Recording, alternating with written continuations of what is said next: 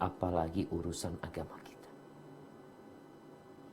Kita sering meminta tolong kepada manusia. Kita sering berharap, berangan-angan, menggantungkan keinginan kita untuk selesai dari masalah hanya kepada sebab. Kita lupa bahwa yang dapat menyelesaikan semua urusan kita, mau itu urusan dunia atau itu urusan agama, adalah Allah Jalla Jalaluhu. Wa na'udzu billahi min syururi anfusina. Dan kita setelah meminta ampun kepada Allah, kita berlindung kepada Allah dari kejahatan jiwa kita. Wa sayyiati a'malina, dan dari keburukan. Man yahdillah fala mudhillalah wa man yudlilhu fala hadiyalah. Barang siapa yang diberi petunjuk oleh Allah Jalla Jalaluhu, maka tiada satu pun yang dapat menyesatkan. Sebaliknya, barang siapa yang dapat memberikan petunjuk kepada dia. Wa asyhadu an la ilaha illallah la syarikalah wa asyhadu anna Muhammadan rasulullah. Dan saya bersaksi bahwa tiada yang berhak disembah melainkan hanya Allah semata. Tiada sekutu baginya, hanya Dia. Banyak sesembahan di muka bumi ini, tapi semua adalah kebatilan dan kepalsuan. Illallah, kecuali Allah yang benar. Dan saya bersaksi bahwa Muhammad adalah hamba utusan Allah. Allahumma salli wa sallim ala sayyidina Muhammadin wa ala alihi wa ashabihi ajma'in. Amma ba'd. Kenapa kita perlu mengkaji pembahasan tentang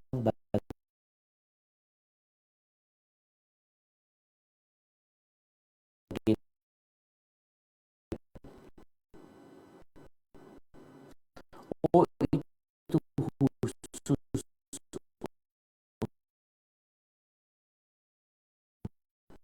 kita tuh harus tahu dengan sekas yang berbeda-beda. Seorang anak ingin mendakwain orang tuanya. Memang dia bukan ustadz, dia bukan penceramah, tapi bukankah engkau ingin ibumu mendapatkan hidayah, kakak beradikmu mendapatkan hidayah, engkau ingin kawan-kawanmu mendapatkan hidayah. Lalu kenapa engkau tidak mengajak mereka? Engkau mengajak mereka untuk berpesta. Kenapa engkau tiada ajak mereka menuju wajar? Makanya kalau berbicara tentang bagaimana mendakwain orang, kita semua perlu bicara tentang karakteristik seorang pendakwah. Apa sih yang harus dimiliki seorang pendakwah? Kita udah bicara tuh, yang pertama ilmu. Gimana kalau nggak punya ilmu? Mau dakwah kemana engkau? Orang mau diajak kemana? Yang kedua, ikhlas. Pendakwah tuh ini juga jemaah, lulusan pesantren di Indonesia, Allahu Akbar. Di Jember saja ada lebih 300 pesantren. Kalau setiap tahun lulus dari pesantren itu 50 anak, kalikan. Ada berapa jemaah? Ada 15.000 lulusan pesantren. Itu hanya di Jember saja. Di kota yang lain. Tapi kenapa kok banyak kemungkaran terjadi di negeri kita?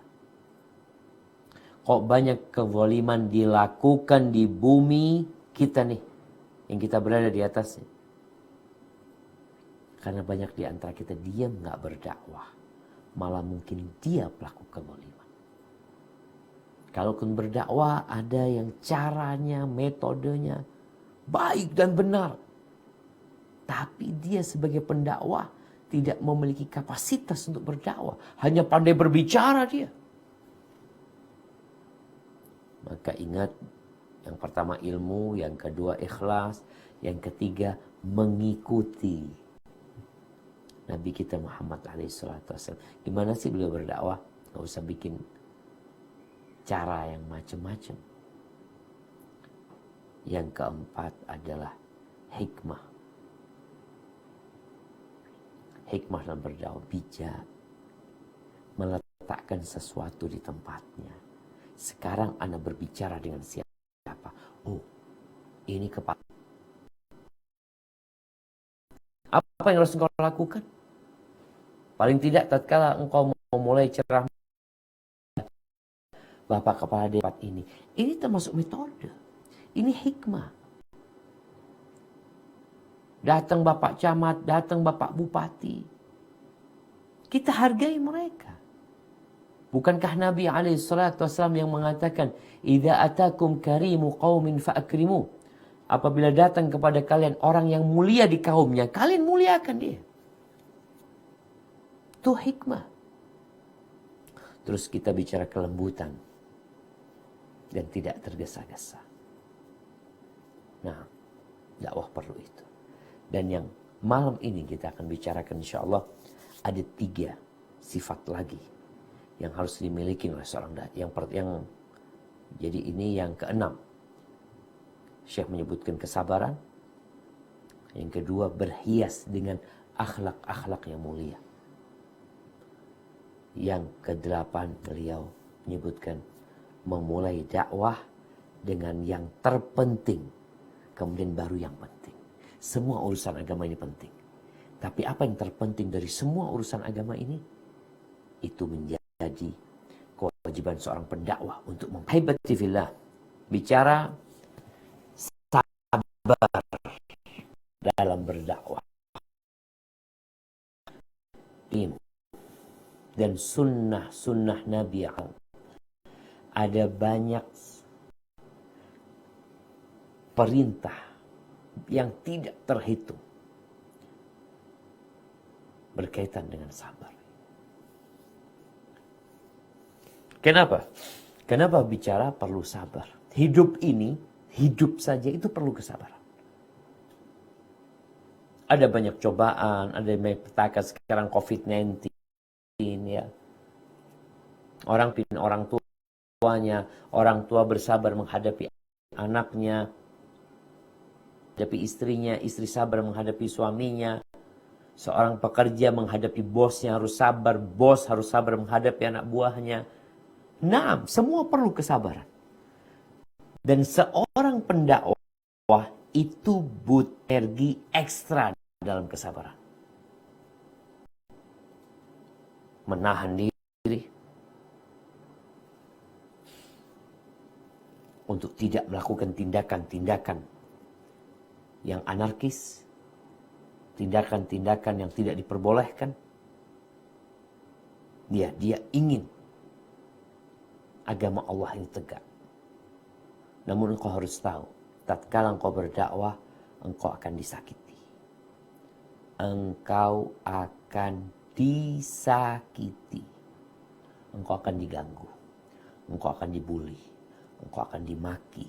Mungkin engkau akan dibunuh oleh orang-orang itu.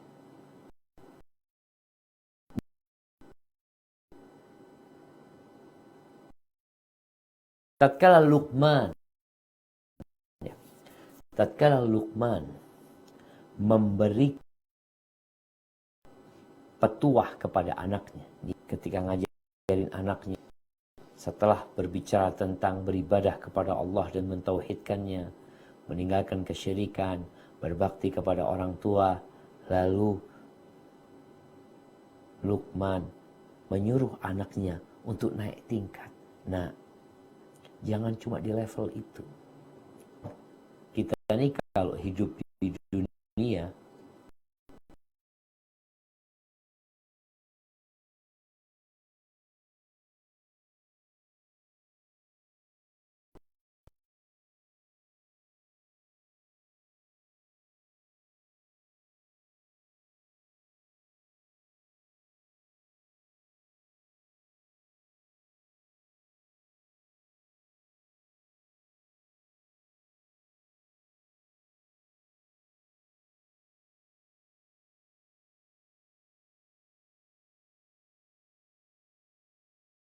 cuma yang 5 waktu, masa nggak di-upgrade tuh. Begitu pula berkaitan dengan kesabaran ini. Luqman Al-Hakim. Coba dibuka di surat Luqman ayat 17. Silakan dibaca.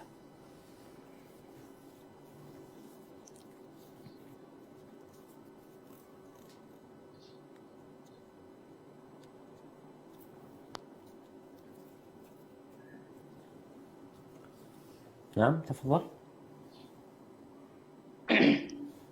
أعوذ بالله من الشيطان الرجيم يا بني أقم الصلاة وأمر بالمعروف وانه عن المنكر واصبر على ما أصابك إن ذلك من عزم الأمور.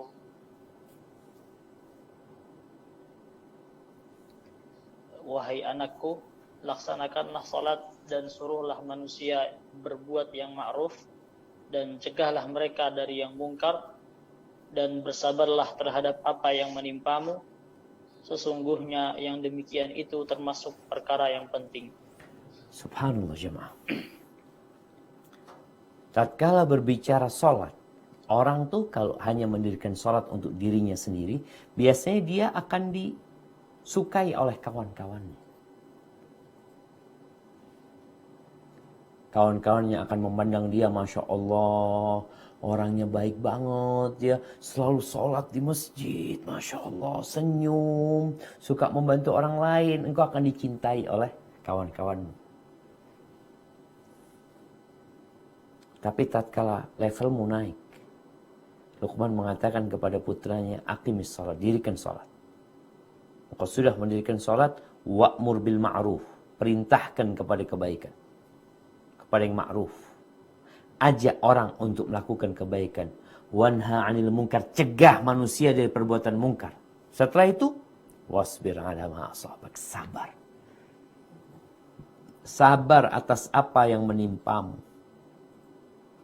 Karena badai itu akan datang. Nabi kita Muhammad alaihi salatu wassalam baru turun Iqra. Wahyu pertama turun kepada Nabi SAW. Lalu beliau pulang ke rumahnya. Setelah itu diajak sama Khadijah ke rumah sepupunya, Waraqah bin Naufal.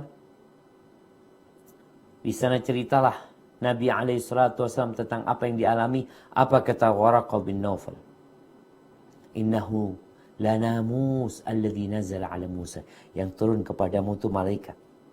Sebagaimana yang pernah turun kepada Nabi Musa alaihissalam. Allahu Akbar. Beliau gembira.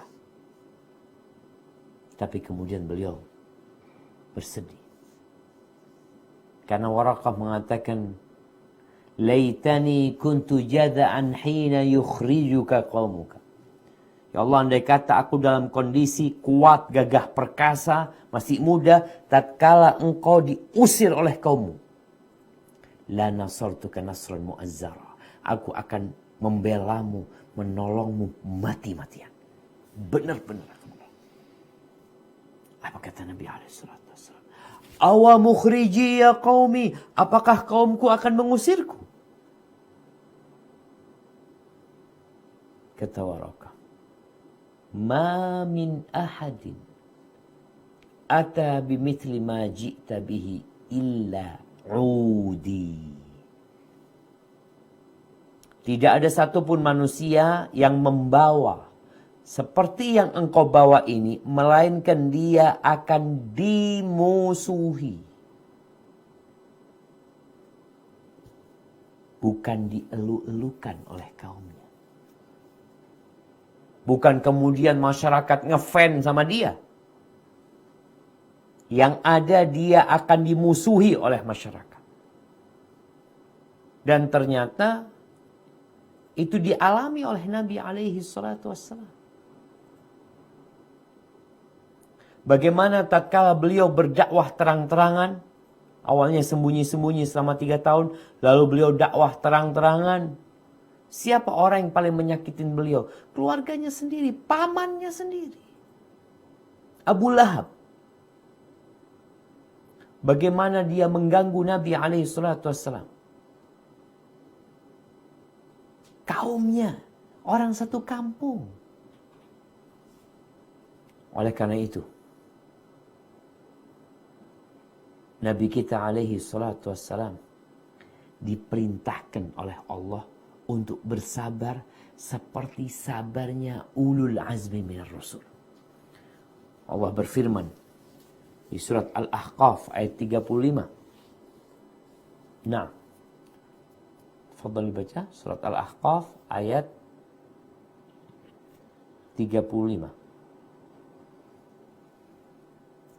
Al-Ahqaf.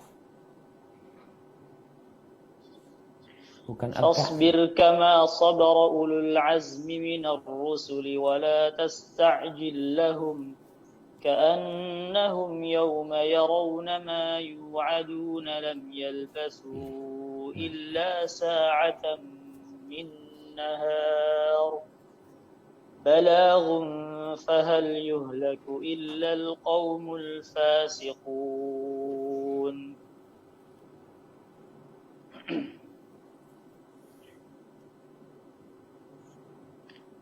Nah, artinya bukan surat Qaf, ayat Al-Ahqaf. Nah, silakan artinya. Maka bersabarlah kamu sebagaimana sabarnya ulul azmi atau ulul azmi dari para rasul-rasul. Wala tasta'jil lahum, dan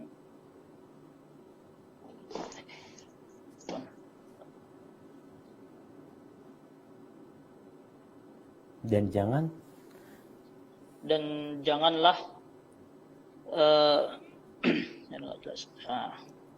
dan janganlah engkau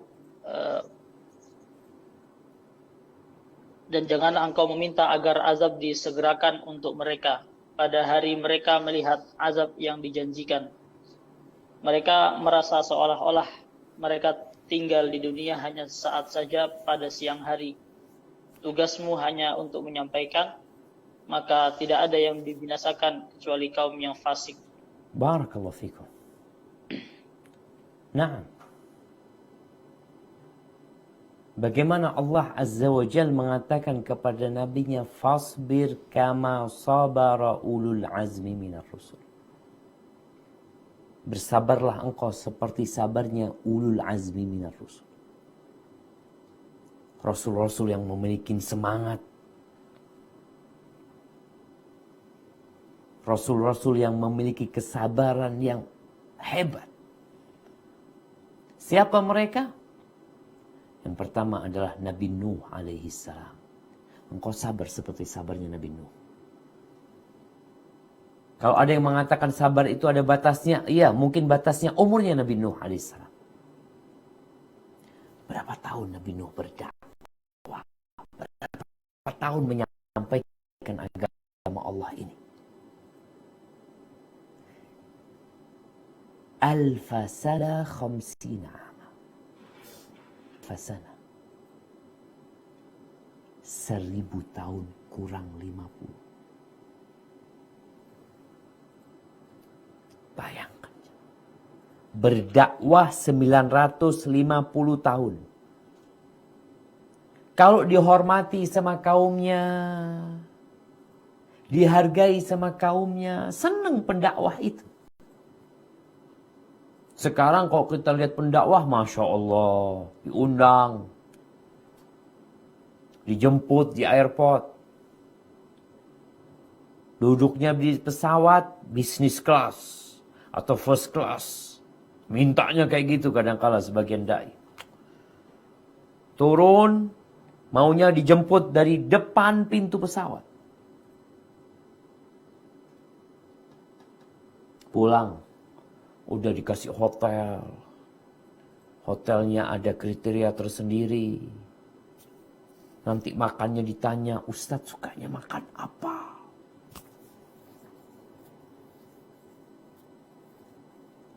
Pulang, dikasih sangu. Bawain oleh-oleh. Nabi Nuh alaihissalam. Kalau seperti itu mungkin mau 1000 tahun. Orang akan merasa nyaman. Tapi bagaimana Nabi Nuh alaihissalam. Setiap lewat sama mereka diledekin, dihina. Dimaki, dibully sama mereka. Wa inni kullama da'utuhum litaghfira lahum ja'alu asabi'ahum fi adhanihim wastaghshaw thiyabahum wa asarru wastakbaru istikbara. Setiap kali aku mendakwain mereka, setiap kali aku menyeru mereka agar Engkau mengampuni mereka ya Allah. Harapannya mereka beriman dan diampuni dosa-dosanya oleh Allah Azza wa Jalla. Mereka letakkan jari mereka itu di telinga mereka, ditutupin kupingnya. Bukan hanya itu, pakaian mereka dibuat penutup kepalanya. Mereka benar-benar meledek Nabi Nuh alaihissalam 950 tahun. Engkau baru berapa lama berdakwah? Setahun, 2 tahun, 3 tahun. Allah berat Ustaz nih 950 tahun. Nabi alaihissalam umurnya semuanya. Beliau hanya berdakwah 23 tahun menjadi Nabi dan Rasul. Nabi Nuh 950 itu dakwahnya. Yang beriman hanya 80 orang. Dalam riwayat Ibnu Abbas radhiyallahu anhu. Maka Allah menyuruh Nabi sabar seperti sabarnya ulul azmi minar Rasul. Siapa lagi ulul azmi minar Rasul? Nabi Ibrahim alaihissalam. Sendirian Nabi Ibrahim. Beliau hancurkan tuh berhala-berhala. Beliau dakwain bapaknya. Sekarang orang Masya Allah berdakwah bapaknya sudah ustaz. Dia mengambil nama besar bapaknya sudah mudah buat dia berdakwah. Udah dikenal sama orang. Nabi Ibrahim bapaknya pembuat berhala. Gimana nih? Dia mau dakwain kaumnya bapaknya sendiri pembuat berhala. Tapi beliau lakukan itu. Sendirian beliau. Akhirnya beliau dibakar. Ditelanjangin sama kaumnya. Ditaruh di manjani. Dibikin api yang besar membara. Untuk membuat takut Ibrahim alaihissalam. Untuk memberikan pelajaran kepada semua pendakwah. Nih, kalau engkau modelnya kayak Ibrahim, kita lemparkan ke api. Dilemparkan tuh Nabi Ibrahim ke api. Benar-benar dilemparin. Tapi Allah katakan kepada api, Ya naru kuni bardan wa salaman ala Ibrahim. Selesai dari itu, beliau berdakwah, melanjutkan dakwahnya. Meninggalkan kaumnya karena diusir sama bapaknya. Bertahun-tahun gak punya anak. Punya anak, disuruh berpisah sama anaknya. Setelah anaknya remaja, disuruh menyembelih anaknya. Perlu sabar dakwah itu. Sabar seperti sabarnya Ibrahim alaihissalam. Sabar seperti sabarnya Nabi Musa alaihissalam. Ini Allah memerintahkan kepada Allah Jalla Jalaluhu memerintahkan kepada Rasulnya. Nabi kita Muhammad alaihissalam untuk sabar seperti sabarnya Musa alaihissalam. Siapa yang dihadapin oleh Nabi kita Muhammad alaihissalam? Ya. Kaum Quraisy. Ada Abu Jahal di sana. Fir'aun juga. Fir'aunnya umat ini. Itu Abu Jahal. Tapi tidak separah yang dihadapi Nabi Musa alaihissalam. Fir'aun tuh bayi baru lahir disembelahin. Bagaimana Nabi Musa mendakwain Fir'aun. Diancam macam-macam sama Fir'aun. Beliau juga sabar menghadapi Bani Israel. Gimana sabarnya Nabi Musa menghadapi Bani Israel? Bayangkan Bani Israel ini selamat dari kejaran Fir'aun. Mereka melewatin lautan yang terbelah. mereka melewatinya kering sampai ke daratan yang selanjutnya. Allah tenggelamkan Fir'aun. Apa yang terjadi dengan kaumnya Nabi Musa? Tatkala melihat ada penyembah-penyembah berhala, mereka mengatakan, Ij'al lana ilahan kama lahum aliha. Buatkan buat kami sesembahan. Satu aja seperti mereka punya sesembahan itu. Nabi Musa, innakum qaumun tajhalun. Kaumnya Nabi Musa ini banyak yang gak nurut. Kita gak bicara Fir'aun udah kaumnya nih. Udah Bani Israel. Disuruh mereka menyembelih sapi, ruwet urusannya. Tanya sapinya yang kayak apa, yang kayak gini, yang kayak gitu. Gak mau ngamalin. Sabar. Alhamdulillah sahabat Nabi gak kayak gitu. Ketika diperintahkan kepada mereka untuk memasuki Urshalim, Baitul Maqdis, Al-Ardul Muqaddasah allati kataballahu lakum fiha, wa la tartaddu ala adbarikum, fatanqalibu khasirin. Disuruh masuk menaklukkan Palestina. Apa kata mereka? Qalu inna fiha qauman jabbarin. Di sana ada orang-orang yang kuat. Kita nggak akan masuk. Sudah engkau sana masuk. Idhab anta wa rabbuka. Bayangkan di jamaah. Kurang ajarnya mereka sama Nabi Musa AS. Berangkatlah engkau Musa bersama Tuhanmu. Faqatilah. Engkau sana perang. Berdua sama Tuhan. Inna hahuna qaidun. Kita akan nunggu di sini. Kalau menang kita baru masuk. Kalau kalah ya udah. Subhanallah. Sabar Nabi Musa. Sampai bagaimana Nabi Musa itu disakiti sama kaumnya. Kalau sama Fir'aun udah selesai, dia memang orang kafir. Ini orang beriman. Nabi Musa itu, di masa Nabi Musa itu, mereka mandinya di sungai. Ya, karena mereka dalam pengasingan pada waktu itu, mereka dihukum. Nggak bisa masuk Baitul Maqdis, mereka mandinya di sungai. Mandi di sungai, dulu boleh. Mereka telanjang sudah mandi di sungai gitu. Nabi Musa kalau mandi itu menyendiri, karena beliau malu. Beliau malu, kemaluannya kelihatan sama laki-laki sebenarnya. Dan kita tahu dalam agama kita laki nggak boleh ngelihat aurat laki-laki. Akhirnya ada omongan, isu Nabi Musa itu nggak mau mandi bareng-bareng gini karena dia punya penyakit. Ya, penyakitnya itu dalam pandangan adar itu yang model testisnya itu membesar. Itu penyakit. Apa sekarang penyakit adar? Kayak model, ya itulah. Mudah-mudahan antum paham. Akhirnya Nabi Musa mandi sendirian. Karena tersebar omongan itu, ini nabinya dituduh seperti itu. Allah ingin membersihkan Nabi Musa dari tuduhan palsu itu. Ketika Nabi Musa mandi, beliau meletakkan bajunya di atas batu. Beliau mandi di sungai. Subhanallah, batunya itu lari bawa bajunya Nabi Musa AS. Nabi Musa spontan melihat batu itu lari. Nabi Musa keluar dari sungai, beliau ambil tongkatnya, dipukul itu batu. Dikatakan, Thawbi hajar, bajuku, wahai batu. Ini mukjizat, batu lari sama bajunya Nabi Musa. Akhirnya batu itu melewatin Bani Israel yang sedang mandi yang laki-laki. Mereka akhirnya melihat kemaluannya Nabi Musa. Oh, ternyata tidak seperti yang dikatakan orang-orang. Subhanallah.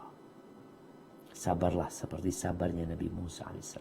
Makanya Nabi Muhammad AS, tatkala beliau membagikan harta rampasan perang, lalu muncul salah satu orang. Mengatakan, I'dil ya Muhammad. Berbuat adillah engkau wahai Muhammad. Engkau gak adil nih bagi-baginya nih. Kata Nabi kita Muhammad alaihissalam, laqad udhiya Musa bi akthar min hadha fasabar. Nabi Musa itu pernah disakiti lebih parah dari cuma kayak gini. Dan ternyata Nabi Musa sabar. Jadi antum kalau mendapatkan masalah dalam menyampaikan agama Allah ini, dibully sama orang, disakitin sama keluarga, diasingkan, subhanallah. Ingat sama Nabi Musa alaihissalam. Sabarlah seperti sabarnya Nabi Isa alaihissalam. Nabi Isa tuh, bagaimana beliau sabar berdakwah. Sampai terakhir, kaumnya berkonspirasi untuk membunuh Nabi Musa AS. Dan Allah mengangkat Nabi Musa. Wah subhanallah ya. Allah Azza wa Jalla mendidik Nabi untuk bersabar itu. Menghadapi kaumnya dalam menyampaikan agama Allah ini. Hampir 20 kali Allah mengatakan kepada Nabi SAW. Fasbir, fasbir, fasbir. Terus disuruh sabar. 20 kali. Belum lagi sabar yang untuk umum. Ini yang untuk Nabi khusus. Fasbir ala ma yaquluna wahjurhum hajran jamila. Sabarlah engkau atas ucapan-ucapan mereka. Ini belum perbuatan, ucapan-ucapan mereka. Sabar. Nggak usah diurusin. Tinggalkan mereka dengan cara yang baik. Dengan cara yang bagus. Ahibati fillah. Orang yang paling besar cobaannya itu bukan ana sama antum. Sekarang kita dalam masalah COVID ini kayaknya kita paling berat cobaannya. Nggak ada apa-apanya. Antum hanya urusan perut. Hanya urusan kemewahan yang berkurang. Sedangkan para nabi. Makanya kata Nabi SAW. Asyaddun nasi bala'an al-anbiya. Orang yang paling berat balaknya, cobaannya itu para nabi. Thumma salihun. Kemudian orang-orang yang soleh. Thumma al-amthal fal-amthal. Kemudian yang lebih mendekati dan lebih mendekati. Jadi mereka adalah orang-orang yang penyabar. Jadi sabar itu kita tahu ada 3 macam tuh. Ada sabar melaksanakan perintah Allah, ada sabar menjauhi larangan Allah, ada sabar kena musibah. Para nabi itu mereka harus bersabar dalam 3 hal. Dan kita kalau dapat bala dan cobaan ingat. Nabi SAW bersabda, "Inna 'idhamal jaza ma'a 'idhamil bala." Besarnya balasan itu sesuai dengan besarnya bala yang diterima. Wa innallaha idza ahabba qauman ibtalahum. Dan Allah kalau cinta kepada suatu kaum, Allah akan kasih bala mereka. Faman radiya falahu ridha. Siapa yang ridha, bagi dia ridha Allah Subhanahu wa taala. Ketika dikasih bala, dikasih cobaan, dia ridha, dia menerima, maka Allah ridha sama dia. Wa man sakhit falahu sukhut. Tapi barang siapa yang marah-marah, maka dia dapat marah Allah Azza wa Jalla. Maka kalau dapat ujian, sabar. Jangan marah-marah.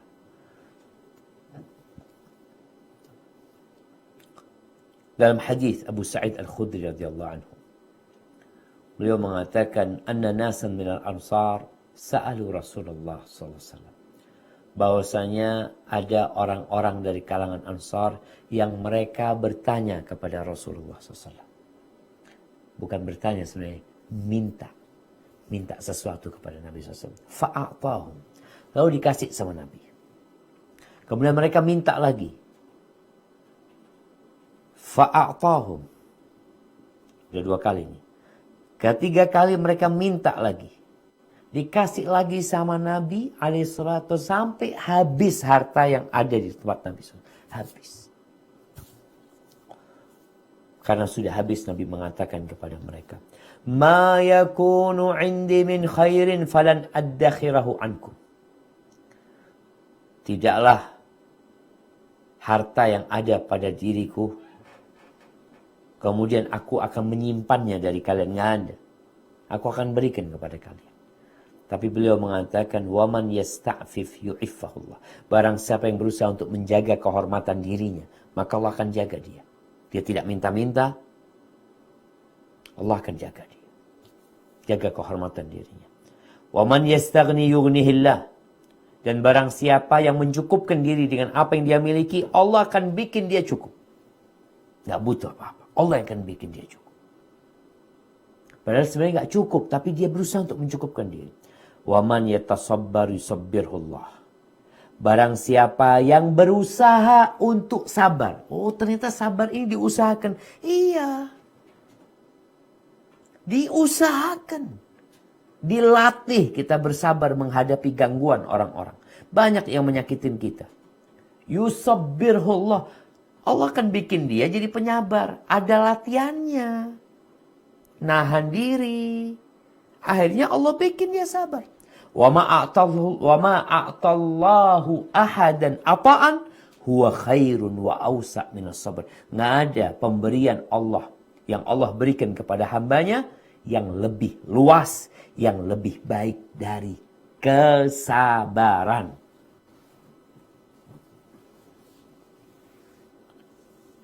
Maka hendaklah kita bersabar. Antum akan disakiti. Ya, kalau kita lihat Nabi kita Muhammad alaihi salatu wassalam. Jadi di antara umat ini siapa yang paling besar balanya? Nabi kita Muhammad alaihi salatu wassalam. Beliau itu pernah diboikot selama 3 tahun. 3 tahun. Di Syi'ib Abi Thalib. Akhirnya mereka susah makan. Kemudian setelah meninggalnya Khadijah.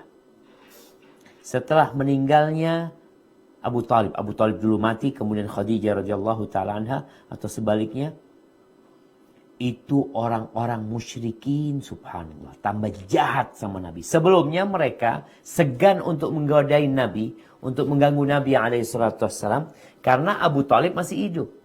Setelah Abu Thalib meninggal dunia. Itu sampah dibuang di depan pintu Nabi SAW. Kotoran-kotoran dibuang ke sana. Beliau lagi sholat. Dibawain ari-ari onta. Lagi sujud atau ruku. Dibawain ari-ari onta. Diletakkan di pundak Nabi yang sedang meletakkan keningnya di muka bumi. Sholat jemaah. Jadi kalau antum ketika berdakwah dilarang untuk sholat, dilarang untuk ceramah di masjid ini, biasa. Nggak usah dibesar-besarin. Di demo ketika mau ceramah. Merasa, oh seperti apa. Antum belum sujud dikasih hari-hari onta. Darah mengalir. Sahabat nggak ada yang bantuin Nabi SAW. Mereka semua lemah.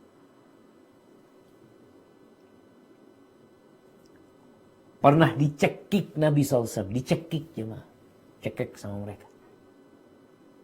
Kalau berdakwah gimana Nabi SAW? Nabi itu setelah meninggalnya Abu Thalib ya. Mulai beliau mendakwain kabilah-kabilah yang datang ke kota Mekah. Setiap dengar ada kabilah yang datang. Atau ada orang yang terhormat di kampung itu. Nabi datang menjumpainya. Mengajak dia berdakwah. Berangkat ke pasar-pasar. Ketika musim haji. Muter di tenda-tenda setiap kabilah yang ada di Mina. Beliau ceramah mengajak mereka membacakan firman Allah Azza wa Jal. Setelah beliau lewat, datang Abu Lahab, pamannya Nabi SAW. Jangan percaya kalian. Saya pamannya. Ini orang gak waras. Dikatakan gila, penyihir, dukun. Biasa. Maka contohlah Nabi SAW. Bagaimana beliau ketika berdakwah. Benar-benar beliau bersabar. Taib dan ya para sahabat Nabi. Nabi itu pernah mengirim 70 sahabat untuk ngajar Quran. 70 sahabat. Dikirim untuk ngajar Quran. Ke daerah Riyadh sana sama. Sampai di sana. Tuh 70 sahabat dibunuh. Mereka bukan mau perang. Mereka bukan merantau untuk bekerja. Mereka pergi untuk menyampaikan agama Allah, dibunuh semuanya. Tinggal satu yang hidup. Ngirim 10 orang ke daerah dekat Mekah, dibunuh semuanya. Nabi bersedih. Ya, kita bersedih menghadapi hal seperti itu. Tapi memang dakwah itu perlu sabar.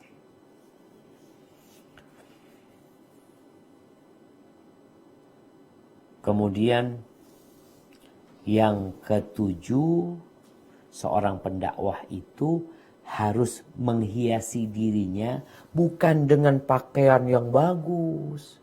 Sekarang kan pendakwah kadang-kadang di TV pakai baju yang bagus, ya, sepatu yang bagus, topi yang bagus, pakai cincin, pakai jam, apalah yang bagus-bagus. Ya, boleh. Innallaha jamilun yuhibbul jamal. Allah tuh maha indah dan cinta dengan keindahan, boleh. Tapi yang lebih indah dari itu, seorang pendakwah sebelum menghiasi lahiriah dia, hendaklah dia hiasi batin dia. Maka pendakwah tuh harus berakhlak mulia. Pelajari akhlak mulia itu apa aja nih. Engkau sebagai pendakwah, engkau itu contoh, engkau dilihat orang loh. Orang tuh ngelihat dirimu. Kalau sang pendakwah ini jamaah, ya sholatnya baik, Masya Allah, tauhidnya kuat, puasa sunnah, rajin baca Quran, tapi akhlaknya buruk, kabur tuh orang-orang. Kabur mereka.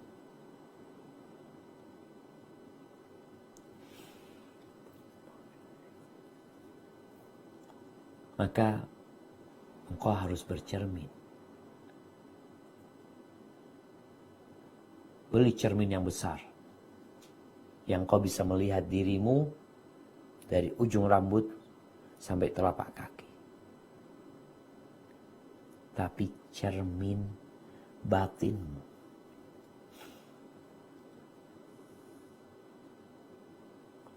Sehingga manusia ketika melihatmu bukan melihat penampilan. Bukan melihat bulu matamu yang lentik. Hidungmu yang mancung. Perawakanmu yang tinggi besar. Kalau hanya itu, ya manusia banyak yang lebih indah darimu. Tapi engkau sebagai pendakwah harus menjadi contoh dalam akhlak. Terus terang jamaah. Ya, ada cerita kawan di Madinah. Dia itu selalu datang kajian seorang syekh. Habis kajian mereka diajak ke rumah syekh. Akhirnya berangkatlah. Sampai rumah syekh itu tanya. Mengatakan dengan bahasa Arab, Ainal hayawan. Mana binatang itu? Bingung syekh ini cari binatang yang mana. Ternyata supirnya. Dia sebut binatang. Kata teman-teman, sejak itu kita tuh hampa kalau dengarkan kajian ustadz itu. Hampa. Gitu, ya Allah, ini orang berilmu. Maka tolong. Ada kitab namanya Akhlaqul Ulama. Akhlaknya para ulama. Sejatinya semua akhlak-akhlak baik itu hendaklah engkau pelajari dan engkau amalkan dalam kehidupan ini. Ada 4 pokok akhlak baik. Kata Ibnul Qayyim. Yang pertama, keberanian. Berani menyampaikan kebenaran. Nggak takut celaan orang-orang yang mencela. Sampaikan. Yang kedua, adil. Dia tidak menzalimi. Yang ketiga, sabar. Yang keempat, iffah, menjaga kehormatan diri. Jangan minta-minta. Jangan. Engkau menjadi pendakwah, jaga kehormatan dirimu. Buka peluang buat orang membantu, na'am. Tapi usahakan kau bukan untuk dirimu. Malu. Kemudian hendaklah engkau jangan hanya pandai berbicara, tapi tidak pandai mengamalkan. Allah Azza wa Jalla berfirman di surat Al-Baqarah ayat 44. Nah, tafadhal dibaca surat Al-Baqarah ayat 44. A'udzu billahi minasy syaithanir rajim. أتأمرون الناس بالبر وتنسون أنفسكم وأنتم تتلون الكتاب أفلا تعقلون. Mengapa kalian menyuruh orang lain dengan kebaikan dan kamu melupakan dirimu sendiri? Mati. Wa antum tatluna al-kitab, sedangkan kamu membaca Al-Quran. Afala ta'qilun, membaca kitab Taurat, tidakkah kalian mengerti?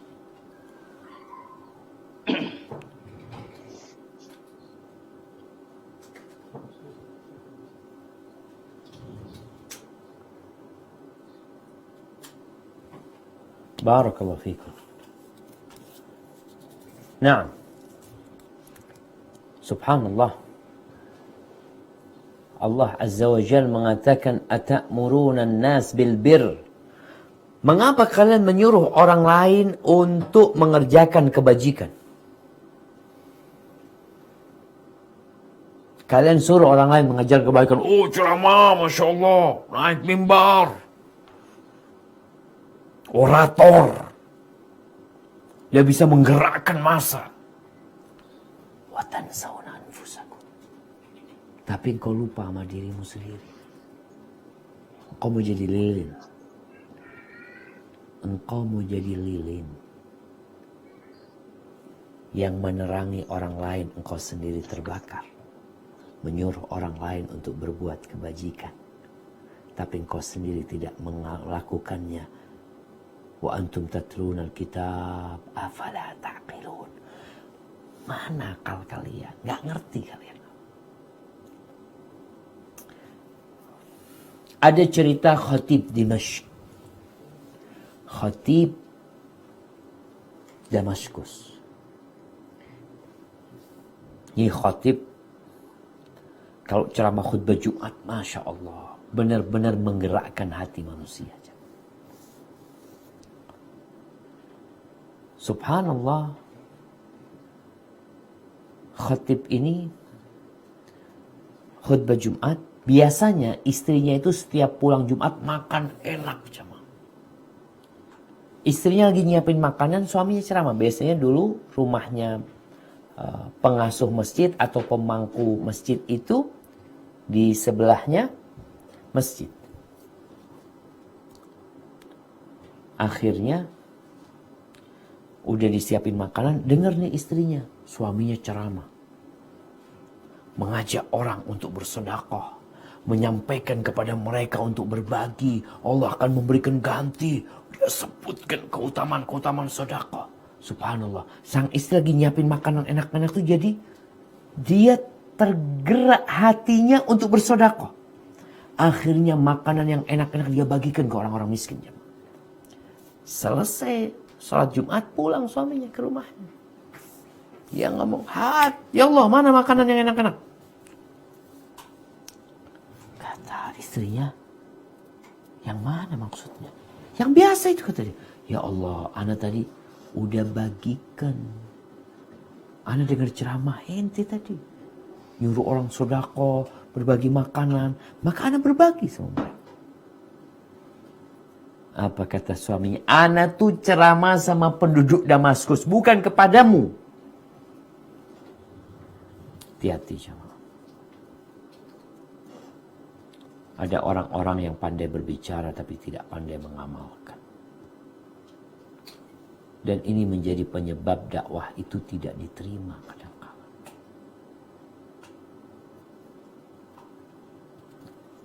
Allah berfirman juga di surat As-Saff ayat 2 dan 3. Nah, tafadhal dibaca.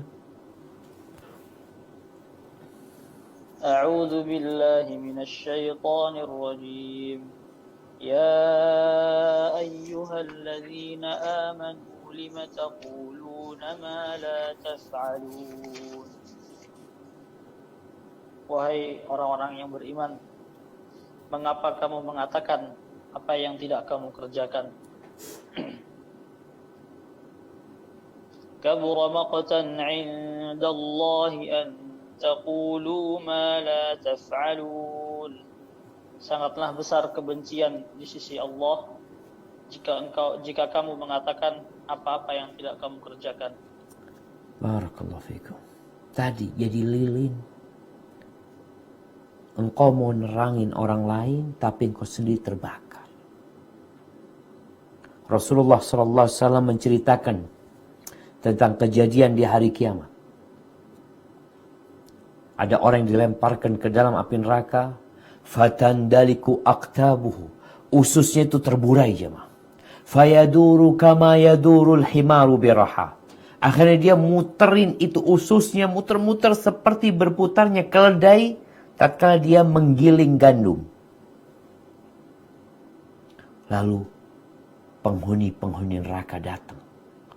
Tanya, ya fulan, ya fulan, bukankah engkau yang dulu nyuruh kita berbuat baik?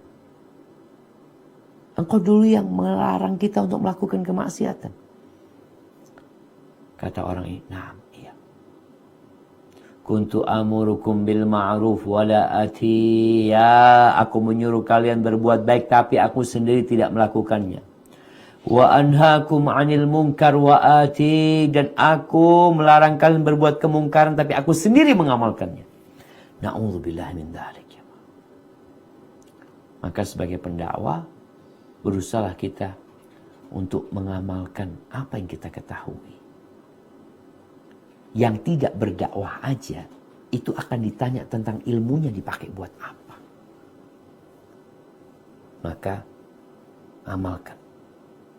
Agar engkau tidak disiksa pada hari kiamat. Kita lihat bagaimana Rasulullah SAW.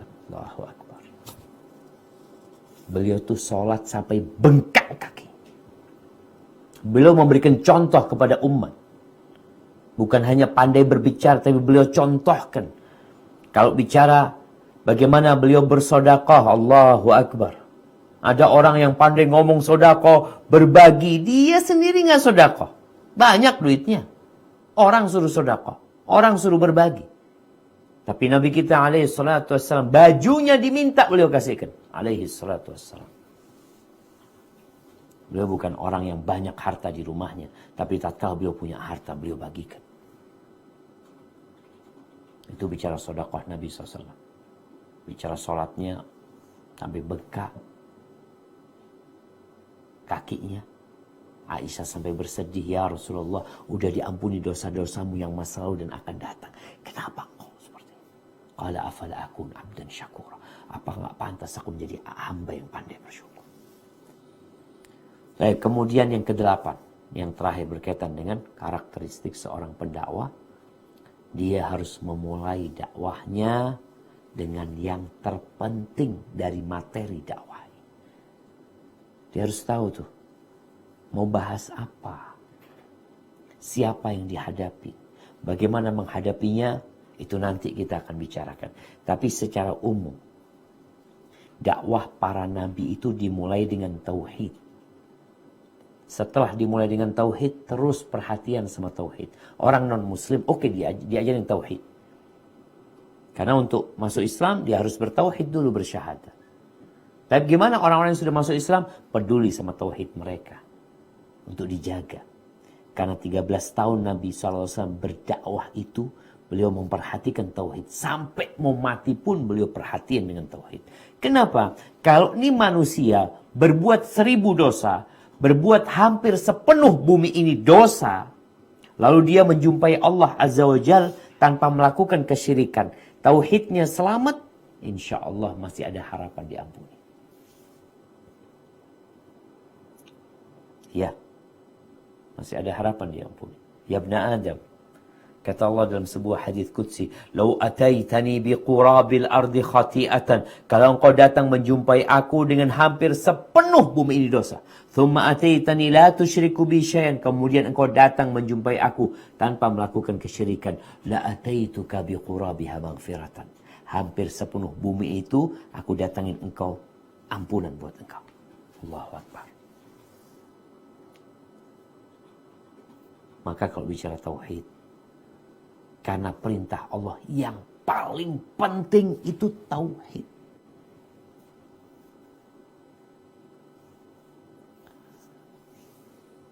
Allah berfirman di surat Al-A'raf ayat 59.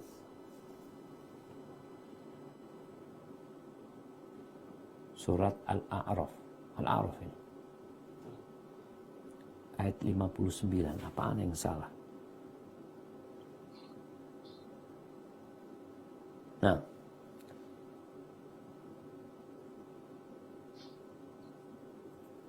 Ayat 59 ya. Nah. لقد أرسلنا نوحا إلى قومه فقال يا قوم اعبدوا الله. نعم تفضل. نعم. فقال يا قوم اعبدوا الله ما لكم من إله غيره إني أخاف عليكم عذاب يوم عظيم. Sungguh kami benar-benar telah mengutus Nuh kepada kaumnya, lalu dia berkata, wahai kaumku, sembahlah Allah, tidak ada bagimu Tuhan selain Allah Subhanahu wa ta'ala. Sesungguhnya aku takut kamu akan ditimpa azab pada hari yang dahsyat, yakni kiamat. Barakallahu fikum. Tu Nabi Nuh alaihissalam. Nabi Hud sama. Ya qaumi i'budullaha ma lakum min ilahin ghairuh. Nggak ada sesembahan yang benar kecuali Allah Azza wa Jalla. Sembahlah Allah.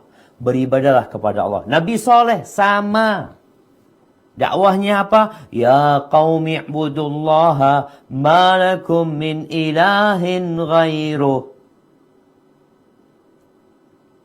Nabi Ya'qub. Anaknya udah Islam semuanya. Anak-anaknya Nabi Ya'qub itu nabi-nabi. Ada 12. Dikatakan mereka semua nabi. Dari riwayat yang mengatakan hal itu. Dari keturunannya menjadi ada 12. Ketika Nabi Ya'qub mau meninggal dunia, apa yang Nabi pesankan kepada anak-anaknya? Oh, tolong toko itu jangan dijual. Jadikan badan usaha kalian. Oh, tolong itu rumah yang sebelah sana. Itu harganya nanti kalau mau dijual di atas sekian. Urusannya dunia. Nabi Ya'qub. Apa pesan beliau ketika kematian hendak datang menimpa beliau? Coba dibuka firman Allah di surat Al-Baqarah ayat 133. Nah.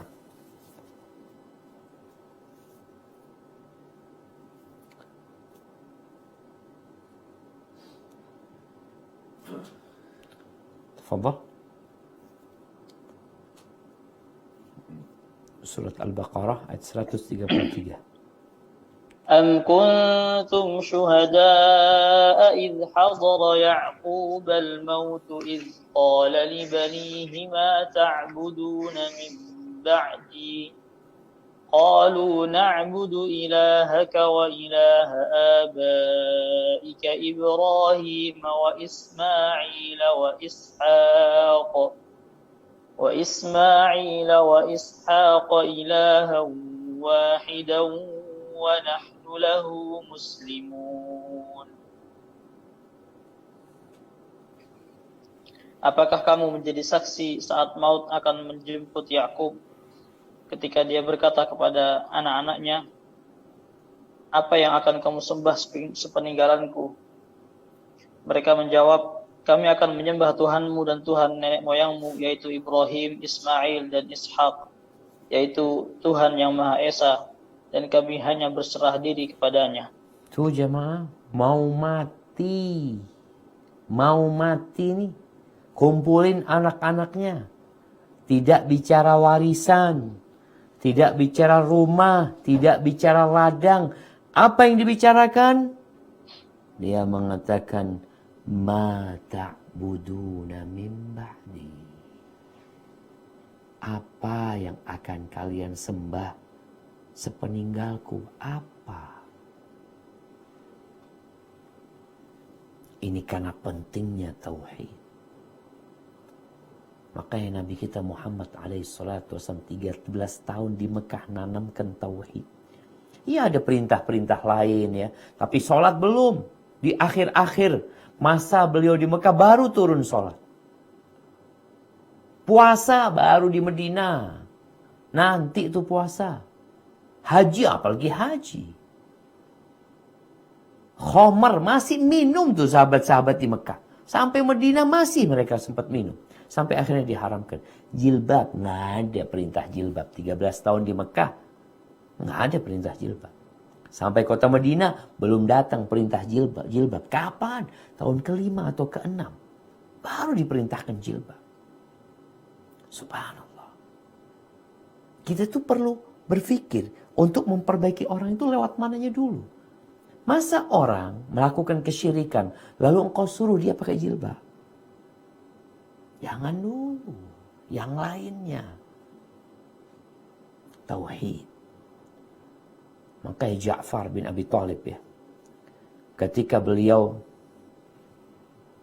hijrah ke Habasyah.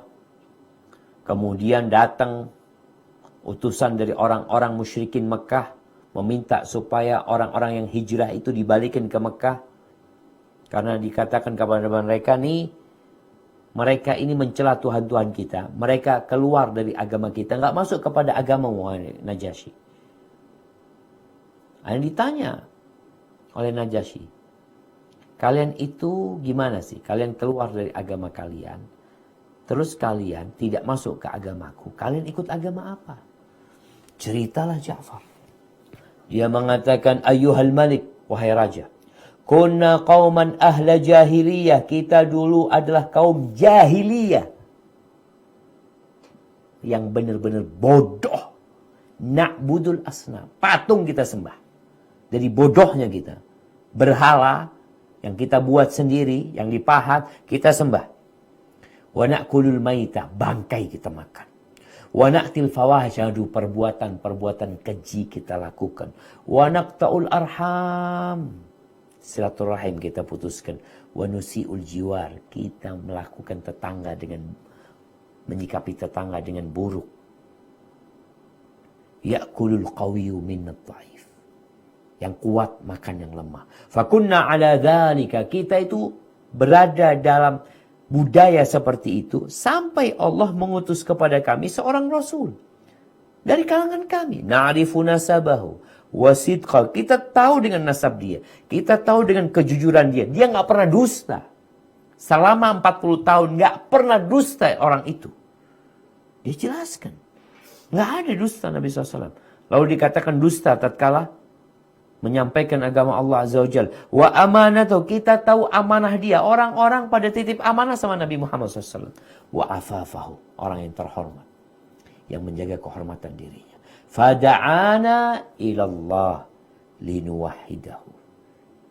Dia mengajak kami untuk beribadah kepada Allah, mentauhidkannya, na'buduhu wa nakhla ma kunna nahnu na'budu wa aba'una min dunihi minal hijar. Dan dia mengajak kami untuk meninggalkan, untuk menanggalkan semua sesembahan-sesembahan yang pernah kita sembah bersama nenek moyang kita. Itu tuh tauhid jemaah. Beribadah kepada Allah dan tidak menyekutukan Allah. La ilaha illallah. Sedangkan banyak masyarakat yang mengaku mentauhidkan Allah tapi punya ritual-ritual, ibadah-ibadah, sesajen-sesajen kepada selain Allah. Ini PR kita. Makanya pendakwah itu harus tahu, dia lihat masyarakatnya, mana yang perlu diperbaiki. Kalau bicara mengajak orang kepada tauhid, itu bukan berarti kita ngajar kitab tauhid. Enggak. Bagaimana Ustaz? Engkau bisa mengajak mereka kepada tauhid dengan ngajarin mereka tafsir. Quran ini kitab tauhid. Ketika engkau mengajarkan tafsir, subhanallah, engkau akan ajarkan tauhid. Maka itu menjadi prioritas dakwah Nabi SAW. Ketika Nabi mengutus para sahabatnya untuk berdakwah, diingatkan, ingat sama tauhid. Yang pertama engkau dakwahin tauhid, khususnya ketika mereka non muslim. Setelah mereka masuk Islam, dijaga tauhidnya. Oh, insya Allah ana muwahhid. Subhanallah. Nabi Ibrahim takut melakukan kesyirikan. Beliau mengatakan, wajnubni wa baniya an na'budal asnam. Hindarkan hamba dan anak keturunan hamba dari menyembah berhala-berhala. Maka jangan dipikir yang udah haji 10 kali, yang udah umrah 60 kali, oh aman dari kesyirikan. Siapa yang menjaminmu? Siapa yang menjaminmu engkau husnul khatimah? Allah mengatakan kepada nabinya, la in asyrakta wa laqad uhiya ilaika wa ila alladhina min qablika, telah diwahyukan kepadamu dan kepada nabi-nabi sebelummu, la in asyrakta la yahbatanna amalu wa la takunanna minal khasirin. Kalau engkau melakukan kesyirikan, gugur semua amal solehmu, salatmu, puasamu, zakatmu, hajimu, gugur, nol, dan engkau akan menjadi orang yang merugi. Neraka tempat. Karena Allah tidak mengampuni dosa syirik. Hadza wallahu a'lam bishawab. Itu mungkin yang bisa kita kaji pada kesempatan kali ini. Jadi ingat, kita telah membahas ada 8 sifat-sifat yang harus dimiliki oleh seorang dai. Karakter seorang dai yang pertama, dia harus berilmu, dia harus ikhlas, mengikuti Nabi SAW, bijak dalam berdakwah, kemudian lembut, sabar, kemudian dia menghias dirinya dengan akhlak-akhlak yang mulia. Kemudian dalam berdakwah dia memulai dengan yang terpenting. Kemudian yang selanjutnya, setelah tauhid kita bicara salat, rukun Islam lah kita bicara. Kemudian nanti kita akan bicara tentang rukun iman dan yang selanjutnya. Hadza wallahu a'lam bishawab. Itu yang bisa saya sampaikan. Mungkin kita masuk ke sesi tanya jawab. Nah, Anda persilahkan. Barakallahu fiik Ustaz atas ilmu yang telah disampaikan kepada kita. Ada beberapa pertanyaan Ustadz yang sudah masuk melalui chat room, dan nanti insya Allah jika waktunya memungkinkan kita akan juga berikan akses bertanya kepada ikhwan, hanya ikhwan yang akan kita berikan akses untuk mengangkat tangan dan akan dipersilakan untuk menyalakan mikrofon.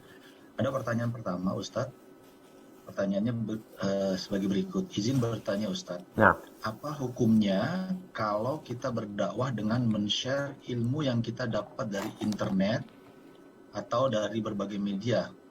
Tentunya tidak semua yang di-share itu sudah diamalkan. Jazakallahu khairan. Demikian Ustaz pertanyaannya. barakallahu fikum. Nah, berkaitan dengan men-share ilmu yang kita dapatkan dari berbagai media. Yang pertama, engkau harus berhati-hati. Jangan berpikir untuk menjadi orang yang pertama men-share. Tapi pastikan dulu bahwa yang engkau akan kirimkan itu benar. Baik, yang kedua, kau dengerin. Dari awal sampai akhir. Kenapa Nabi SAW mengatakan liyuballighi syahid minkumul ghaib. Yang hadir hendaklah menyampaikan kepada yang gaib, yang enggak hadir. Engkau kan dapatkan, alhamdulillah. Engkau sampaikan, baik. Engkau dengerin. Agar kau faham. Jadi kalau dikatakan tadi enggak ngamalin, kadang-kadang dia dengerin aja enggak. Jangan ngamalin, dengerin aja enggak. Dia langsung share. Dia ingin menjadi orang yang pertama men-share. Itu. Yang ketiga, engkau berusaha untuk mengamalkan. Gimana Ustaz kalau belum bisa Ustaz?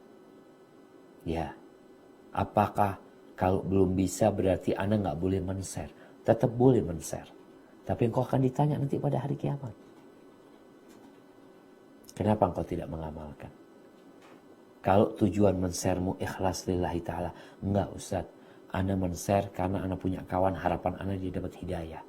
Mungkin dia bisa mengamalkan. Ana masih berat tapi harapan ana dia dapat hidayah. Makanya para ulama mengatakan, Syekh tadi menyebutkan di sini pendapat yang lebih kuat bukan berarti orang yang belum mengamalkan nggak boleh menyuruh orang mengamalkan. Jangan sampai dia dapat dua dosa. Dosa tidak mengamalkan, yang kedua dosa membiarkan orang melakukan kemungkaran. Mama ini orang nggak sholat, engkau juga nggak sholat. Terus gimana? Ya paling nggak kasih nasihat, sholatlah, kita ini muslim harus sholat, padahal engkau nggak sholat. Tapi engkau dalam hati ingin sholat. Semoga kawanmu dapat hidayah dan engkau, ya kalau engkau nggak sholat takutnya tadi seperti lilin yang menerangi orang lain tapi dia sendiri terbakar nantinya. Maka tetap, tatkala kita melihat kemungkaran, tatkala kita mendapat suatu faedah yang baik, kita ingin orang lain mengetahuinya, tafadhol. Tapi ingat ikhlas lillahi ta'ala ketika kau menyampaikan dan dalam hati kecil engkau ingin mengamalkan. Jadi bukan pura-pura jadi orang baik. Supaya dikatakan orang, oh fulan Masya Allah. Engkau sendiri gak ngamali. Maka perlu berhati-hati. Tetap akan ada hisab pada hari kiamat. Ilmu yang sampai kepadamu, engkau pakai buat apa? Hada wallahu a'lam bissawab. Barakallahu fiik, jazakallahu khair Ustaz atas jawabannya. Anak akan bacakan pertanyaan selanjutnya yang sudah masuk. Assalamualaikum warahmatullahi wabarakatuh. Semoga Ustaz dan para kru dan jamaah semuanya diberkahi Allah. Saya izin bertanya Ustaz, bagaimana cara yang paling baik ketika ada perbedaan pendapat soal agama dengan orang tua? Contohnya itu orang tua saya masih mengikuti budaya yang tidak disyariatkan Islam. Jazakumullah khairan. Barakallahu fikum. Demikian Ustaz pertanyaannya. Masya Allah. Barakallahu fikum. Ya jemaah. Makanya kita sampaikan di karakter yang keempat yaitu hikmah. Ud'u ila sabili rabbika bil hikmah. Hikmah itu meletakkan sesuatu di tempatnya. Ini orang tua sekarang. Jadi berbeda kita ngasih tahu orang tua sama ngasih tahu saudara. Tatkala kita ada perbedaan dalam beberapa urusan agama, maka antum lihat mana perbedaan yang paling harus diperbaiki lebih dahulu. Karena biasanya umpamanya kita ngelihat ada 10 kemungkaran di rumah anak. Baik, yang mana dulu? Tadi terakhir kita bicarakan adalah memulai dengan yang terpenting. Kalau kita bicara tingkatan, ada kemaksiatan, ada bid'ah, ada kesyirikan. Yang mana dulu? Bid'ah, jangan dulu. Mulai dengan masalah kesyirikan. Diperbaikin itu dulu, mana yang paling penting. Dengan menyampaikan kepada orang tua, nih anak tuh bahasa anak sama orang tua beda. Dia bisa datang ke orang tua mengatakan, ayah, afwan ayah, ya minta maaf anak sama ayah. Aku nih ayah kan memang, ya mungkin pendidikan agamanya kurang ayah. Sekarang ini aku baru belajar ayah, mohon maaf. Aku butuh bimbingan ayah. Ayah, aku dapat seperti ini ayah. Ternyata yang kita lakukan selama ini nggak benar ayah. Mungkin buku ini salah ayah. Coba ayah baca umpamanya. Kita minta pendapat ayah. Jadi kita bukan menggurui ayah kita, tapi bagaimana kita menjadikan orang tua guru kita yang dia yang menilai. Karena banyak orang tua ini beragamanya ikut-ikutan. Tapi kalau kita bicara dia melakukan tindakan-tindakan yang tidak sesuai dengan sunnah. Gimana cara ngomongnya sama ayah? Ini tradisi nggak ada nih. Nabi nggak ngamalin kayak gini. Kita mau ngomong sama orang tua ribut. Caranya engkau tumbuhkan cinta kepada Rasulullah SAW di hati orang tua. Sebelum bicara amalan yang tidak sesuai dengan sunnah, kita ngobrol sama orang tua. Ayah, umpama ini anak ayah kita tuh katanya cinta Nabi SAW. Gimana sih cara kita mencintai Rasul SAW ayah? Mungkin dengan bertanya. Atau engkau yang menyampaikan lebih dulu. Ayah ternyata para sahabat ini demi cintanya sama Nabi SAW. Apa yang diamalkan Nabi dikerjain semuanya ayah. Dan ternyata Nabi pesan ayah. Setelah Nabi mati nanti akan ada banyak perselisihan. Terus yang benar gimana ya? Di situ pesan Nabi ada. Fa'alaikum bisunnati. Kalau kemaksiatan, kita lihat kemaksiatan itu ada dosa besar, dosa kecil. Makanya bertahap dakwah itu. Jangan kita melihat kita baru ngaji, Masya Allah, pulang dari kajian. Sampai rumah, ayah, afwan ayah. Kalau ayah tetap kayak gini, kayaknya masuk neraka ya nanti. Subhanallah.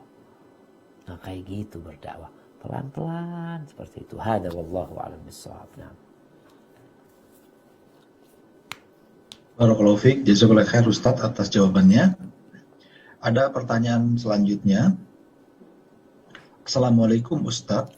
Waalaikumsalam. Apakah diperbolehkan dalam berdakwah seperti di media sosial dengan menyindir ahlul bid'ah? Seperti menyebut kaum kuburiyun, lalu sudah cium nisan belum hari ini, karena khawatir banyak orang awam yang jadi benci dan tidak mau menerima dakwah sunnah. Karena beberapa kawan yang berdakwah seperti tersebut, mohon masukannya. Barakallahu fikum Ustaz.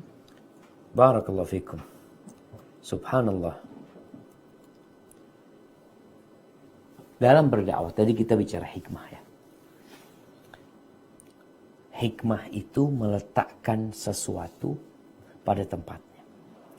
Secara umum, dakwah Nabi itu dengan kelembutan. Ada kondisi-kondisi, ya. Nabi SAW dengan suara lantang, keras, beliau melakukan itu. Tapi itu kepada siapa dan kapan beliau melakukan itu. Banyak saudara-saudara kita yang mungkin belum ngerti tentang hakikat agama ini. Belum ngerti tentang sunnah Nabi SAW. Kita tuh kadangkala, di Indonesia. Anda masih ingat ya? Dulu syekh kita waktu kita baru belajar di Madinah. Masih tahu. Ingat kalian di Saudi beda sama di negeri kalian. Di sini orang-orang udah belajar tauhid, udah ngerti. Jadi tatkala ceramahnya itu dengan keras, itu nggak ada masalah. Karena mereka udah ngerti. Tapi ketika orang nggak ngerti, jangan sampai mereka jadi kabur dari kalian. Maka tolong lihat di mana engkau berbicara, kepada siapa engkau berbicara, dan bagaimana kondisi orang-orang yang engkau kasih tahu. Tujuanmu apa sih? Kan ingin orang itu mengikuti sunnah. Ingin orang-orang itu faham bagaimana ajaran Rasulullah SAW yang sebenarnya. Apakah dengan ucapanmu itu orang-orang jadi faham? Oh iya Ustaz, mereka jadi faham. Tafadhol. Itu jadi hikmah. Tapi kalau ternyata dengan ucapanmu orang-orang kabur. Bukankah Allah mengatakan, "Fabima rahmatin minallahi linta lahum walau kunta faddan ghalidhal qalbi lan faddu min hawlik." Kalau engkau Muhammad kasar, keras hatinya, kabur orang-orang dari engkau. Kabur. Melarikan diri orang-orang. Nabi SAW seperti itu. Bagaimana Nabi Musa AS ketika berbicara sama Fir'aun, disuruh bicara yang lembut. Maka di sini seorang pendakwah ini kadangkala ada penyusup ya, sekarang ini rame yang namanya penyusup, ditunggangin ya. Jadi kadangkala ada media-media itu yang memang nih orang mau merusak dakwah. Makanya kalau belum punya keahlian dalam berdakwah, tolong lebih baik diam, serahkan kepada yang berilmu. Jadi ucapan-ucapan itu mungkin engkau membaca di buku para ulama, tapi di mana mereka menyampaikannya? Jadi mungkin seperti itu harapan anak. Jangan sampai dakwah ini menimbulkan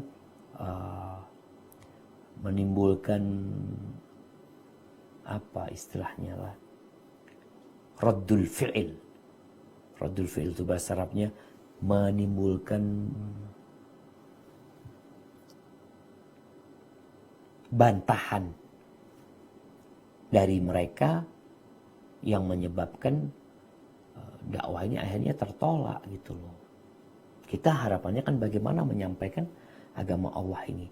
Di surat Al-An'am ya, ayat 108. Allah mengatakan wala tasubbul ladzina yad'una min dunillah. kalian jangan memaki orang-orang yang menyembah selain Allah SWT.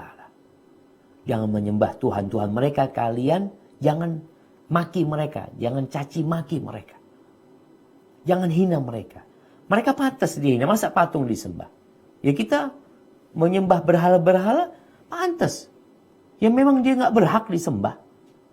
Tapi karena ditakutkan nanti berdampak buruk, fayasubbullah adwan bighairi ilmin. Jadinya mereka nanti akan memaki Allah Azza wa Jalla.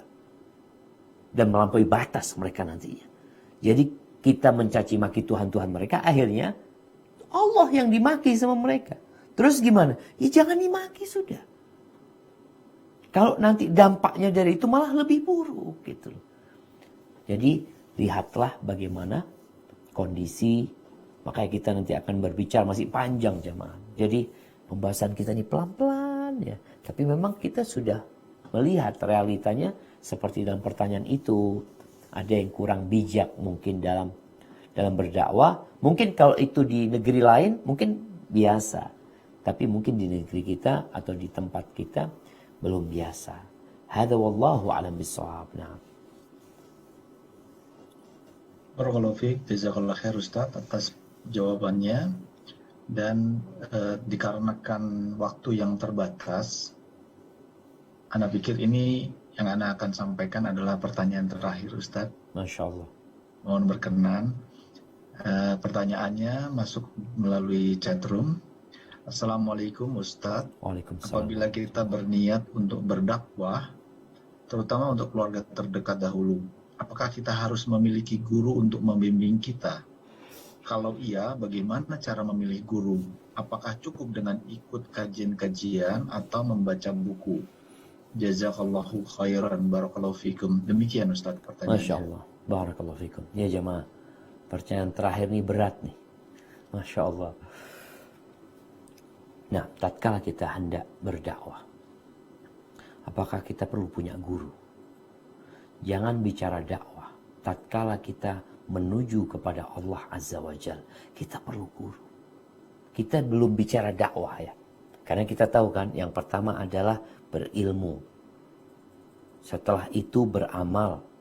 Kemudian baru watawasau bil haq, saling memberikan wasiat. Ini dakwah. Ilmu, amal, kemudian dakwah, watawasau bis sabr, kemudian bersabar dalam menyampaikan agama Allah ini. Proses kita menuju kepada Allah, untuk beriman kepada Allah, kita perlu guru. Untuk beramal kita perlu guru. Jadi orang yang hijrah, mau menuju kepada Allah Azza wa Jalla, itu perlu pembimbing. Perlu pemandu. Antum melihat ada orang-orang yang pengusaha-pengusaha ini butuh mentoring mereka. Iya. Butuh pendampingan mereka. Engkau perlu guru, engkau perlu kawan, engkau perlu bekal dalam menuju kepada Allah Azza wa Jalla. Apalagi tatkala engkau mau mulai mengajak orang lain. Gimana memilih guru? Yang pertama, carilah guru yang tidak sibuk. Kita ini kadangkala mau berguru kepada yang populer-populer. Aduh, tuh ustadz-ustadz yang udah terkenal. Jangan waktu buat engkau, buat keluarganya aja sedikit. Terus gimana Ustaz? Carilah ustadz-ustadz yang di dalam pesantren-pesantren yang mengajarkan sunnah. Yang insya Allah dia tidak terlalu sibuk.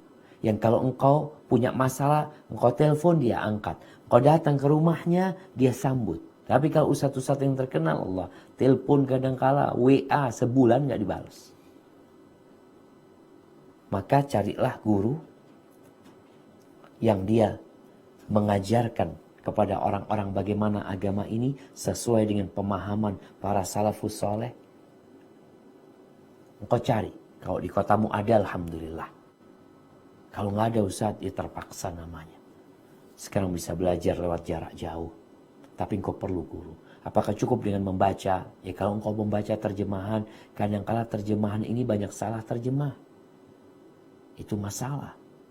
Engkau mendengarkan lewat kajian, alhamdulillah. Paling nggak ada guru yang menyampaikan. Bukan berarti kita nggak boleh baca buku, tafadhol. Tapi ketika kau mendapatkan sebuah masalah, kau nggak paham, kurang ngerti, mau tanya sama siapa? Kita aja pelajaran umum kadang-kadang nggak ngerti. Pelajaran umum nih kita les ya. Wah, les ini, ada privat ini pelajaran umum, apalagi pelajaran agama gitu. Maka engkau perlu punya guru, perlu punya kawan yang sehati. Kau cari guru, tadi kalau melihat di kotamu di Bekasi umpamanya, alhamdulillah ada beberapa pesantren sunnah, datang ke sana, sholat di sana, lalu tanya, ketemu sama yang tertua di sana, ana kepingin ada pembimbing lah, ana mungkin bisa tanya-tanya ya. Alhamdulillah sekarang dengan ikut kajian gini bisa tanya sama ustaz. Jadi engkau tatkala tadi nggak punya guru, maka tatkala engkau ikut kajian, bersemangatlah untuk bertanya sesuatu yang engkau nggak tahu. Seperti pertanyaan-pertanyaan tadi itu bagus. Dia bertanya, Anda mau dakwah, mulai dari mana? Gimana caranya? Karena ada hal-hal yang mungkin di buku nggak didapatkan. Tapi perlu ditanyakan. Ada kasus-kasus mungkin yang berbeda dari satu tempat ke tempat lainnya. Maka nasihat Anda kalau cari guru tadi, carilah guru yang tidak terkenal, tapi engkau tahu dia adalah orang yang mengajak kepada Allah, mengajak kepada sunnah Nabi SAW. Yang dari penampilannya dia orang yang mengamalkan apa yang dia sampaikan. Walaupun tidak ada yang kenal sama dia kecuali murid-murid di kelas, di pesantren itu.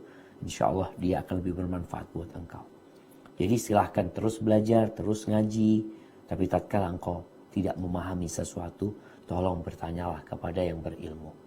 Dan bekal yang utama dan bertakwa kepada Allah Azza wa Jalla.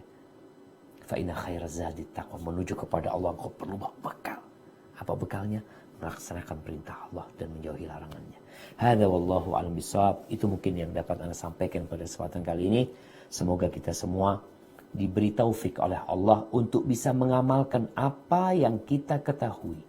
Dan tatkala mengamalkan, semoga kita ikhlas beramal hanya untuk Allah semata. Hadza wallahu a'lam bishawab. Itu yang bisa Anda sampaikan. Anda kembalikan kepada pembawa acara. Jazakumullah khairan. Wa jazakallahu khairan Ustaz. Barakallahu fikum. Dan kita mengucapkan terima kasih atas ilmu yang telah disampaikan oleh Ustaz kepada kami. Dan kami ikut mendoakan semoga Ustaz beserta keluarga diberikan nikmat kesehatan oleh Allah Subhanahu wa taala dan semoga senantiasa dimudahkan urusannya. Dengan demikian, kajian kita pada malam hari ini kita akhiri dengan membaca doa kafaratul majelis. Subhanakallahumma wa bihamdik asyhadu an la ilaha illa anta astaghfiruka wa atubu ilaik. Assalamualaikum warahmatullahi wabarakatuh.